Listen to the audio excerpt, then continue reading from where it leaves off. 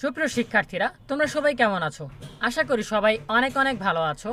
আজকে আমরা কথা বলবো নতুন শিক্ষাক্রমের নতুন একটি অভিমত নিয়ে। বিজ্ঞানের সংকোচন কি দিবে এ বিষয়ে আলোচনা করেছেন শিক্ষাবিদ মাসুম বিল্লাহ, ক্যাডেট কলেজের সাবেক অধ্যাপক। সো এই বিষয়ে বিস্তারিত আলোচনা করব আমাদের আজকের ভিডিওতে। সো শুরু করার আগে সবার কাছে ছোট্ট একটা রিকোয়েস্ট করছি, যারা এখনও আমাদের চ্যানেলটিকে সাবস্ক্রাইব করোনি তারা এখনই সাবস্ক্রাইব করে ফেলো, তাহলে ভবিষ্যতে তোমাদের জন্য প্রয়োজনীয় সকল শিক্ষণীয় আপডেট, সকল পরামর্শ সবার আগে পেয়ে যাবে। তাহলে আমরা আর দেরি না করে সরাসরি মূল টপিকে চলে যাচ্ছি। নতুন শিক্ষাক্রম বিজ্ঞানের সংকোচন কি দেবে? আগামী বছরের শুরুতে শিক্ষার্থীরা অষ্টম ও নবম শ্রেণীর পাঠ্য বই হাতে পেতে যাচ্ছেন। নতুন কারিকুলামের অনেকগুলো বৈশিষ্ট্যের মধ্যে অন্যতম হলো, নবম শ্রেণীতে শিক্ষার্থীরা এতদিন যেভাবে মানবিক বিজ্ঞান এবং ব্যবসা শিক্ষা বিভাগে পড়তেন সেটি আর থাকছে না। সব শিক্ষার্থীকেই বাধ্যতামূলকভাবে সাধারণ 10টি বিষয় নিয়ে লেখাপড়া করতে হবে। বিষয়টি একমুখী শিক্ষা নামেও পরিচিত। এটি 2005 খ্রিস্টাব্দেও তৎকালীন সরকার চালু করতে চেয়েছিল, কিন্তু বাস্তবতা বিবেচনায় ও শিক্ষাবিদদের মতামতের গুরুত্ব দিয়ে বাদ দেওয়া হয়েছিল। নতুন কারিকুলাম শুরু করার আগে, কোভিডকালীন ও কোভিড শুরুর আগেও এনসিটিভির কর্মকর্তাদের সঙ্গে এই বিষয় নিয়ে কয়েকবার আনুষ্ঠানিক ও অনানুষ্ঠানিক আলোচনা ও কথাবার্তা হয়েছে। আমি বলেছিলাম, একমুখী শিক্ষা কিংবা নবম শ্রেণী থেকে নো গ্রুপ বিভাজন বিষয়টি কিন্তু সেই 1962 খ্রিস্টাব্দের আগের। আমরা এত বছর পরে আবার সেই অবস্থায় ফিরে যাব? এনসিটিভির একজন দায়িত্বশীল কর্মকর্তা বলেন, আমরা আমাদের শিক্ষার্থীদের বিজ্ঞান শেখাচ্ছি আর তারা বুয়েট চুয়েট থেকে পাশ করে সার্ভ করছে যুক্তরাষ্ট্রকে। আমি বলেছিলাম, এটি কেমন কথা? আমাদের শিক্ষার্থীরা বুয়েট থেকে পাশ করে বিদেশে চলে যায়, তাই আমরা তাদের বিজ্ঞান শিক্ষায় নিরুৎসাহিত করব? তারা যেহেতু বিষয়টি চালু করার ক্ষমতা রাখেন, বিষয়টি তারা চালু করলেনি। কিন্তু এর গভীরে ঢুকলে দেখা যায়, মাধ্যমিকে শিক্ষার্থীদের বিভাগভিত্তিক বিজ্ঞান বিষয়ে অন্তত 400 নম্বর পরীক্ষায় অংশ নিতে হতো। অর্থাৎ বিজ্ঞান বিষয়টি তারা মোটামুটি জানার সুযোগ পেত। রসায়ন ও পদার্থবিজ্ঞানের পাশাপাশি উচ্চতর গণিত, জীববিজ্ঞান, কৃষিবিজ্ঞান ইত্যাদির মধ্য থেকে যে কোনো একটিকে বাধ্যতামূলক ও একটি ঐচ্ছিক বিষয় হিসেবে বেছে নিতেন শিক্ষার্থীরা। নতুন কারিকুলামে বিষয়গুলোকে একীভূত করে যা দাঁড়িয়েছে তা হচ্ছে, শিক্ষার্থীরা এখন মাত্র 100 নম্বরের বিজ্ঞান পড়বেন। বিজ্ঞানের এই যুগে, বিশেষায়নের এই যুগে, বিশ্বায়নের এই যুগে আমাদের শিক্ষার্থীরা বিজ্ঞানের একেবারেই সংকুচিত জ্ঞান নিয়ে উচ্চশিক্ষায় প্রবেশ করবেন। কোনো কোনো শিক্ষাবিদ এটি নিয়ে কথা বলতে শুরু করেছেন, কিন্তু যখন এই কারিকুলাম চালু হয় তখন তারা অনেকেই সায় দিয়েছিলেন। আমরা বলেছিলাম, এত বড় পরিবর্তন এক লাফে আনা ঠিক হবে না। মুখে বলছি শিক্ষার্থীরা বিজ্ঞানমুখী হবেন আর বিজ্ঞান পড়াবো না, বিজ্ঞানের সব দিক সংকুচিত করে ফেলবো, এটি বিপরীতমুখী কথা হলো না? এমনিতেই আমাদের শিশুরা, বিশেষ করে প্রত্যন্ত অঞ্চলের বিদ্যালয়গুলোতে বিজ্ঞান শিক্ষায় অনাগ্রহী, কারণ বিজ্ঞানকে আকর্ষণীয়ভাবে ভালো কনসেপ্ট দিয়ে পড়ানোর মতো শিক্ষক স্বল্পতা, বিজ্ঞানাগারের অভাব, যন্ত্রপাতির অভাব। অথচ বিজ্ঞানের যুগে বিজ্ঞান শিক্ষাকে আমরা কতভাবে উৎসাহিত করতে পারি সেটি নিয়ে পদ্ধতি বের করা প্রয়োজন। সেটি না করে আমরা নতুন কারিকুলামে বিজ্ঞানকে প্রায় সরিয়ে ফেলেছি।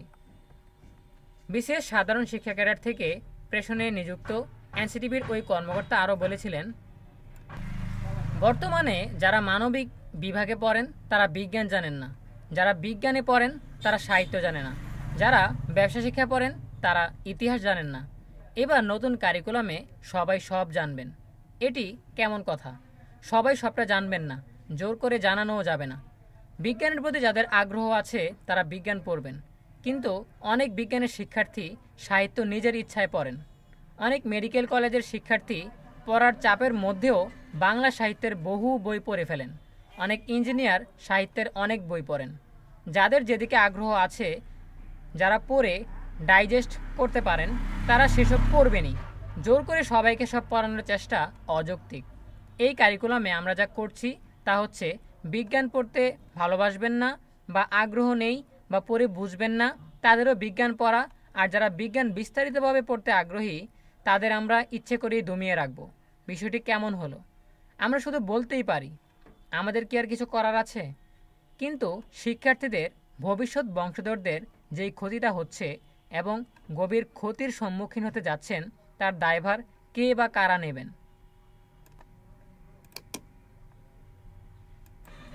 1990 খ্রিস্টাব্দের দিকে তাকালে দেখা যায় মাধ্যমিক পর্যায়ে পাবলিক পরীক্ষায় বিজ্ঞান বিভাগের শিক্ষার্থীদের জন্য 11টি বিষয়ে মোট 1000 নম্বরের পরীক্ষা হতো।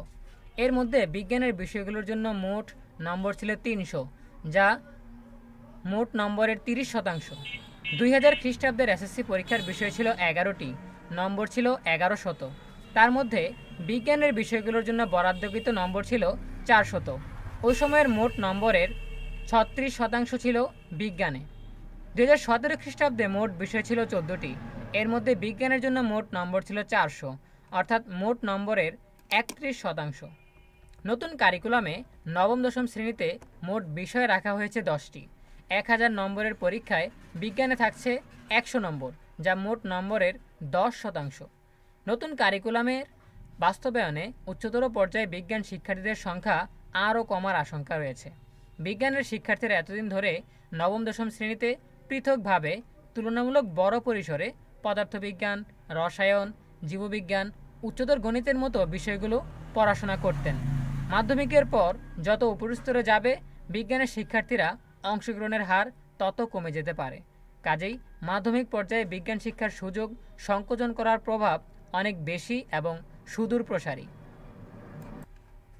বাংলাদেশ শিক্ষা তথ্য ও পরিসংখ্যান ব্যুরোর সর্বশেষ প্রতিবেদনের তথ্য অনুযায়ী 2018 থেকে 2022 খ্রিস্টাব্দ পর্যন্ত 5 বছরে এসএসসি পরীক্ষায় বিজ্ঞানের শিক্ষার্থীর হার ছিল যথাক্রমে 31%, 31.94%, 31.92%, 28.19 ও 31.93%।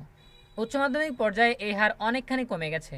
2018 সাল থেকে 2022 খ্রিস্টাব্দ পর্যন্ত 5 বছরে উচ্চ মাধ্যমিক পর্যায়ে বিজ্ঞানের শিক্ষার্থী ছিলেন যথাক্রমে 22.29%, 23.35%, 23.42%, 22.50% এবং 24.54%। 2018 খ্রিস্টাব্দে স্নাতক পর্যায়ে চূড়ান্ত পরীক্ষায় বিজ্ঞানভিত্তিক বিষয়গুলোর অংশ নেওয়া পরীক্ষার্থীর হার ছিল 17.48%। 2019 খ্রিস্টাব্দে এই ছাড় ছিল 16.06%। 2020 খ্রিস্টাব্দে এই হার দাঁড়ায় 23.28%। যদিও কোভিডের কারণে এটি হয়েছিল, কিন্তু চিত্র দেখে বলা যাচ্ছে বিজ্ঞান শিক্ষার হাল কি আমাদের দেশে। এসব বিষয়ে এনসিটিভি বলছে এই শিক্ষাক্রমের নবম ও দশম শ্রেণীতে বিজ্ঞান বিষয়ের অধীনের অনুপাত, পরিমাণ, সিস্টেমের অভ্যন্তরীণ সজীব ও বস্তুগুলোর গঠন ও আচরণ, পদার্থের গঠন ও আচরণ, বস্তু ও শক্তির মিথস্ক্রিয়া, স্থিতি ও পরিবর্তন, জীববিজ্ঞান এবং পৃথিবী ও মহাকাশ বিজ্ঞান সম্পর্কে পাঠ অন্তর্ভুক্ত থাকবে। শিক্ষার্থীদের এসব বিষয় এমনভাবে পড়ানো হবে যাতে তারা বৈজ্ঞানিক সাক্ষরতা অর্জন করে, বৈজ্ঞানিক অনুসন্ধানে আগ্রহী হয় এবং তাদের মধ্যে বৈজ্ঞানিক দক্ষতা ও দৃষ্টিভঙ্গি তৈরি হয়। এটি তো সেই আশার কথা, ভাবনার কথা, কিন্তু বাস্তবতা কি? সকল শিক্ষার্থী কি এগুলো বোঝার পর্যায়ে থাকবেন যে সকলের জন্যই বিজ্ঞানের একই বিষয় এমনভাবে পড়ানো হবে? কে পড়াবেন এমনভাবে? সব বিদ্যালয়ে কি এমন বিজ্ঞান শিক্ষক আছেন? চীনে 12 থেকে 15 বছর বয়সে জুনিয়র মাধ্যমিক স্কুল সম্পন্ন করতে হয়, যেখানে শিক্ষার্থীদের গণিত ও পদার্থবিজ্ঞানের মতো বিজ্ঞানের মৌলিক বিষয়গুলো তুলনামূলক বিস্তারিতভাবে শেখানো হয়। ইংল্যান্ডের মতো উন্নত দেশেও মাধ্যমিক পর্যায়ে শিক্ষার্থীরা নিজেদের পছন্দে অধ্যয়ন করতে পারেন এবং তারা সেই অনুযায়ী বিজ্ঞান, সামাজিক বিজ্ঞান ও কলা বিভাগের যে কোনো একটি বিষয় বেছে নিতে পারেন। এভাবে বিশ্বের প্রযুক্তি নির্ভর অনেক দেশেই মাধ্যমিক পর্যায়ে শিক্ষার্থীদের পছন্দের বিষয় নির্বাচনের সুযোগ রয়েছে এবং সমন্বিত বিজ্ঞান শিক্ষার পরিবর্তে পৃথকভাবে পদার্থবিজ্ঞান, রসায়ন ও গণিত পড়ানো হয়। কিন্তু আমাদের হচ্ছে কি, 2023 খ্রিস্টাব্দ কেটে গেল, নভেম্বরে শিক্ষার্থীরা তাদের ফল পাবেন, কিন্তু পুরো বছরে লিখিত কোনো পরীক্ষাই হলো না। সবটাই শিক্ষকেরা বুঝে আর না বুঝে সার্কেল, চতুর্ভুজ আর পিরামিড দিয়েছেন।